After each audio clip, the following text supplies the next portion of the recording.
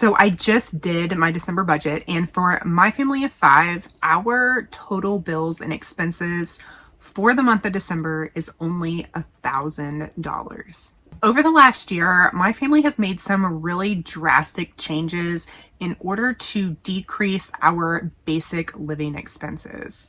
At the end of last year, we experienced a job loss right after having a new baby, and that really caused us to step back and look at the big picture of our finances and really reconsider where exactly we wanted to be as far as financial stability. On top of the job loss, a new baby, and then we already had 2 older children. Everybody knows how expensive everything is getting. Like just our basic living expenses, groceries, homeowners insurance, property taxes, utilities, all of those things were increasing also. And things just became a little crazy as far as like finances. And we already live a really frugal life and don't overspend at all. We're completely debt free. And but things were still just like seemed like they were getting out of control, even on a budget. So the big thing that we decided to do is we decided to sell our house. We owned a home in Florida, and while the cost of living is going up everywhere, things were getting particularly bad in Florida. There are storms that you have to deal with, and you know, just homeowners insurance. There's a lot of like companies that were pulling out, and a lot of houses are not insurable, and those houses that are, the prices were increasing, property taxes were increasing a lot, and it's just kind of risky and expensive to own a house in Florida, understandably. So we just decided that that wasn't a good place for us to be, and we decided to sell our house. Housing is really most people's biggest expense, and most people spend about 35% of their income on housing, which comes out to over $21,000 a year. Now, if you are lower income, people who make under $50,000 a year are spending closer to 64% of their total income just to maintain their housing. Housing is anything like your mortgage, your rent, utilities, property taxes, homeowners insurance, household maintenance. So because that was like the biggest expense that most people experience, we decided to see how low we could get our housing costs. That was the main thing that we were focusing on because we are already really frugal, we're debt free, and we had already cut down all of our excess spending basically as low as it could go. So what that meant for us is that we decided to sell the house in the spring, and we took a couple months to renovate that house just so it would sell for as much money as possible. We put the house on the market in July, and we left Florida for Tennessee. Tennessee is our hometown, and we came up here to visit friends and family. While we were here, we bought an older RV that needed to be renovated, and we spent another couple months renovating that RV, which is what I'm in right now. We're not completely done renovating it, but we're almost done. It's definitely livable. A lot of the renovations that we have left to do are mostly just cosmetic. And then last month in November, our house finally closed after what felt like a very long time on the market, but it did finally close at the end of November. And then we moved into our camper full time.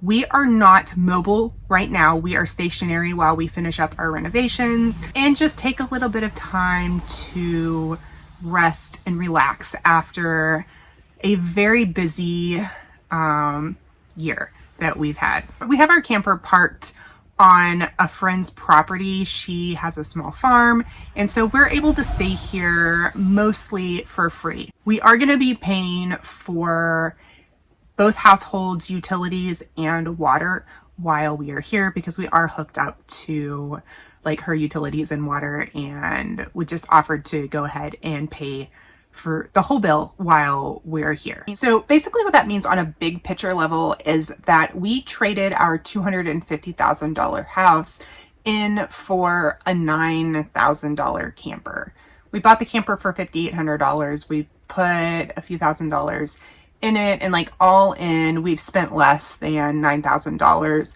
on our housing. We still have some monthly maintenance, but it's much less than it would be on a single family home. Just living in a more minimal space, a smaller space, you obviously are gonna have less maintenance. We don't have property taxes, we don't have homeowners insurance. Just the nature of being in a much smaller space means that it's going to cost less to live here. It costs less to heat a small space, it costs less to maintain a small space. So the overhead of living in a camper is going to obviously be much less than the overhead of living in a single family home.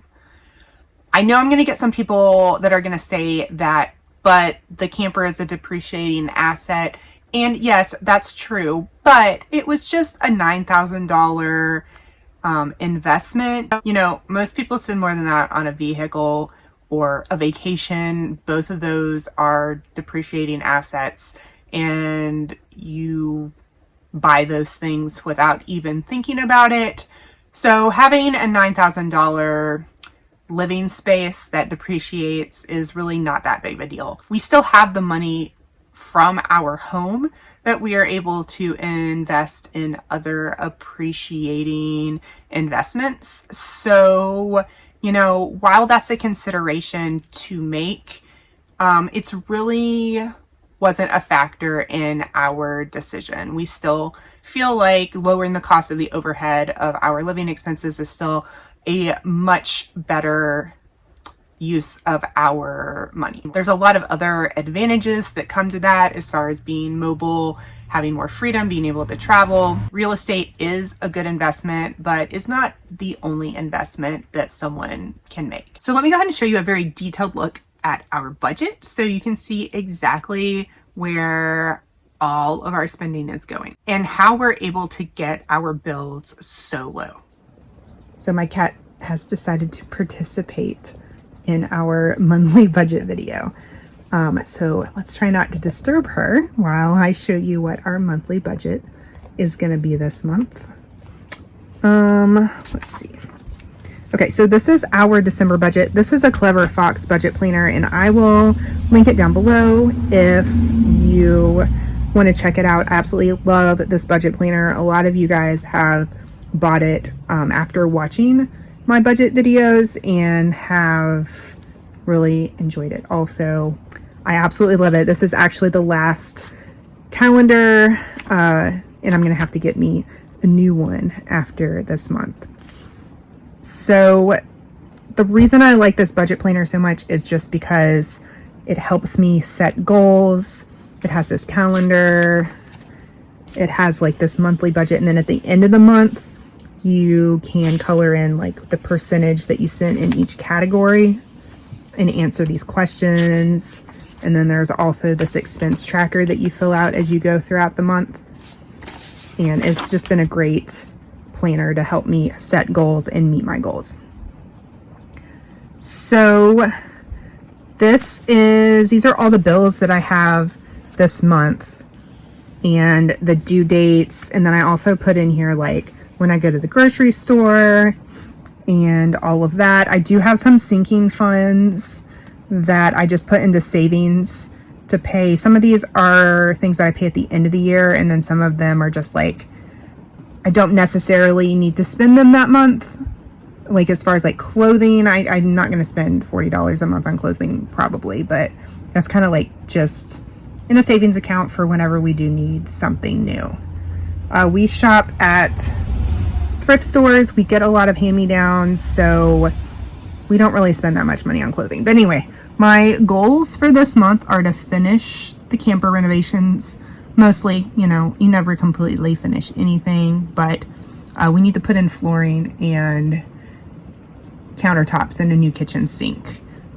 I want to read 3 books. I finally am having some free time and really enjoy reading. So my goal this month is to read 3 books, and then I got to get started on my 2024 planning as far as financial goals and all of that stuff. To-do list, we need to plan our first fun road trip, and then research trucks. We don't have a truck yet. Before we hit the road, we need to trade in our car for a truck. I don't know much about trucks, so we've been researching that, but we kind of need to hone in on what we're going to do as far as the truck situation. So for my monthly expenses, our housing expenses are only going to be $200. Electricity, $100, water, $60, propane, $40. These are guesses. This is our first time in the camper, but based off of, so, you know, we're staying on somebody's property, and her electric bill, water bill has been half of that. And I'm assuming that we're going to double it living here. So that's the best guess that I have, but we're going to be paying for the electricity for both households since we're hooked up to her electric panel and then also using her water. Propane, we have propane for cooking and for some of our heating. And we have 2 tanks. We just filled them up. It cost us $40. I don't know if we're going to have to fill them up or not again. Like this month, we filled them up in November. I don't know if we're going to have to fill them up in December. I don't know how long they're going to last us. I guess it just depends on how cold it gets. Right now, we had like 3 days where it was pretty cold. Like it got down into the 20s at night. But like right now, it's getting down into the upper 40s, 50s at night. So we're obviously not really using that much heat. Our grocery budget is $400. It's been like this for a while. We just spend $100 a week on groceries. We buy cheap foods. I cook everything from scratch. If you want to see how I do that, I will link a playlist up top. And then healthcare, health insurance, $45 for adults. Our kids are on Medicaid. I've done a video on this before if you want to go watch my opinion on my kids being on Medicaid. Doesn't matter what my income is, they're going to be on Medicaid. My husband and I go through healthcare.gov. And then life insurance, I have life insurance. My husband does not. He does need to get life insurance. This is just a life insurance policy. My 2 older kids are my biological kids. And so I've had this policy since they were born. But we should get a life insurance policy for my husband also at this point. That's kind of on our to-do list for this year. Credits, loans, we have no debt, so we don't have anything in that category. Personal, miscellaneous household, $20. That's like paper products, like toilet paper. We just really don't use a lot of household products. We use reusable stuff almost exclusively, so we don't really have a whole lot in that category. Pet food, $20. We have 2 small pets. We have a dog and a cat, so they don't cost that much to feed, so that's $40. Entertainment, nothing for entertainment. Transportation, car insurance is $125, which dropped significantly when we moved back to Tennessee from Florida because our car insurance in Florida was ridiculous.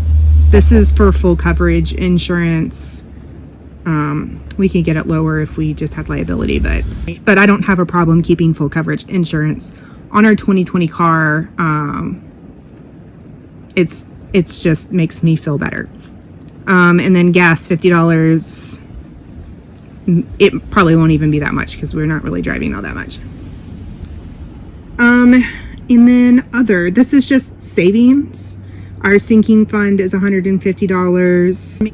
I put $48 back for like the camper and car maintenance just because I needed a nice even number of $150, but that's just like anything that might come up with the camper or the car. Clothing, $40. Education, $20. I am homeschooling just 1 kid this year. My oldest daughter graduated, and then the youngest is too young to homeschool. So I'm just homeschooling my 15-year-old. we've already bought all of our stuff for the year, but this is kind of just to put back for curriculum and stuff for next year. And then Prime, $12, we pay that once a year, and we've already paid that this year, but that just is kind of going into savings for when we do repay that yearly subscription. Same thing with Mint. $30 goes in the savings. We pay that once a year though. So that brings my total budget down to $1,045. And then at the end of the month, I'll just go through and like put how much I actually spent in each category. And then I'll fill out this and put like the amount I spent and then the percentage of my total spending that each category was in. And then anything that we make beyond these bills will go into savings, and I just add that to my savings category.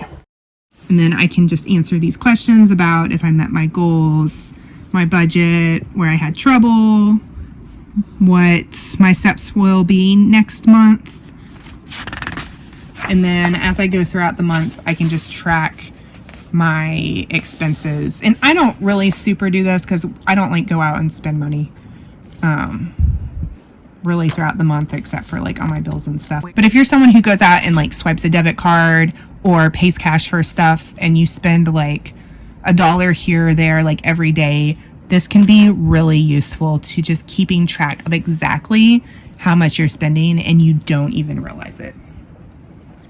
So in addition to the big housing change, we also have made a lot of little changes over the past year. One way that we save money is that we switched our phone service over to Mint Mobile. We pay for a year of service up front. By going ahead and like paying for a whole year's worth of service up front, we end up spending only $30 a month for 2 phone lines. We also have 2 other phone lines for my teenagers, but they are responsible for paying those bills, and they both make their own money to be able to pay that, so that is not included in our budget. We also keep our grocery budget and just our food budget in general really low. We only spend $100 a week at the grocery store, and we don't ever eat out.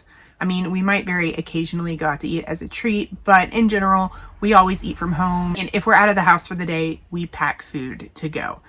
But we just eat unprocessed, whole, plant-based foods for the majority of our meals. We use a lot of ingredients that are really low cost: oats, beans, potatoes, rice, bananas, and in-season produce to cook our food from scratch every day.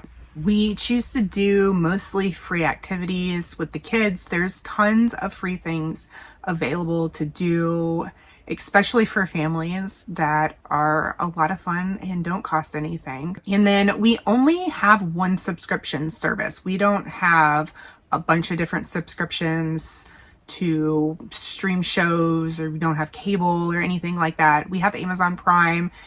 We pay that once a year, and it comes out to us saving back $12 a month for our Amazon Prime membership. And the reason we do that is not only do they have a streaming service, but they also, you know, you get free 2-day delivery. They have a lot of like groceries on there that are lower cost than at the grocery store, like some weird things that we get, like nutritional yeast, and like you can buy like bulk like curry paste and stuff like that. That's actually cheaper than getting it at the grocery store. And then also once a month with Prime, you get a free Kindle book that you can download.